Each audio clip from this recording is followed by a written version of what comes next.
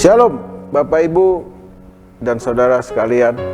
Kita berjumpa kembali dalam program Minutes of Change, menuju perubahan menjadi pribadi yang berkenan kepada Bapa dan layak menjadi mempelai Kristus di akhir zaman. Hari ini saya mau berbicara tentang mimpi. Untuk mendapatkan mimpi mungkin kita perlu tidur, namun untuk mewujudkan mimpi kita harus tetap terjaga. Kejadian 28 ayat 12 berkata begini, maka bermimpilah ia, di bumi ada didirikan sebuah tangga yang ujungnya sampai di langit, dan tampaklah malaikat-malaikat Allah turun naik di tangga itu. Banyak orang berkata bahwa mimpi adalah buat tidur. Namun ketahuilah, bila kita memperoleh mimpi, sikapilah dengan serius dan bergairah. Siapa tahu mimpi itu benar-benar dari Tuhan. Saudara, Kejadian 28 ayat 20 sampai 22 berkata, lalu bernasarlah Yakub, jika Allah akan menyertai dan akan melindungi aku di jalan yang kutempuh ini, memberikan kepadaku roti untuk dimakan dan pakaian untuk dipakai, sehingga aku selamat kembali ke rumah ayahku, maka Tuhan akan menjadi Allahku, dan batu yang kudirikan sebagai tugu ini akan menjadi rumah Allah. Dari segala sesuatu yang kau berikan kepadaku akan selalu kupersembahkan 1/10 kepadamu. Hal pertama yang dilakukan oleh Yakub adalah bernasar kepada Tuhan, bahwa apabila mimpinya itu menjadi kenyataan, dia akan membangun bait Allah bagi Tuhan.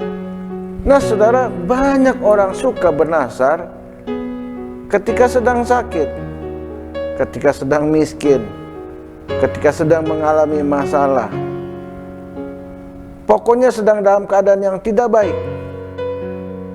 Namun saudara, setelah semuanya berlalu, boro-boro mereka melaksanakan nasarnya, ingat pun tidak. Nah saudara, ini sifat manusia. Jadi saudara perhatikan baik-baik. Ulangan 23 ayat 21 berkata, apabila engkau bernasar kepada Tuhan Allahmu, janganlah engkau menunda-nunda memenuhinya, sebab tentulah Allah Tuhan Allahmu akan menuntutnya daripadamu, sehingga hal itu menjadi dosa bagimu. Nah saudara, ternyata menunda-nunda nasar saja bisa menjadi dosa, apalagi tidak memenuhinya dan kita melupakannya. Berhati-hatilah, sebab Allah yang kita sembah adalah Allah yang hidup, yang tidak suka kita bohongi. Jadi hati-hati, jangan suka ngebohongin Tuhan saudara.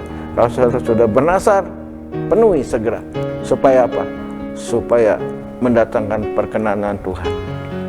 Kejadian 31 ayat 10 berkata, pada suatu kali pada masa kambing domba itu suka berkelamin, maka aku bermimpi dan melihat bahwa jantan-jantan yang menjantani kambing domba itu bercoreng-coreng, berbintik-bintik, dan berbelang-belang.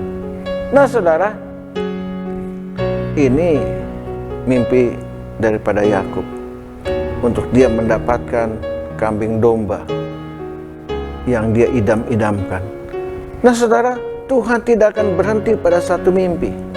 Dia akan memberikan mimpi berikutnya yang akan saling terkoneksi dengan mimpi-mimpi yang lain sebagai tuntunannya. Maka saudara perhatikan,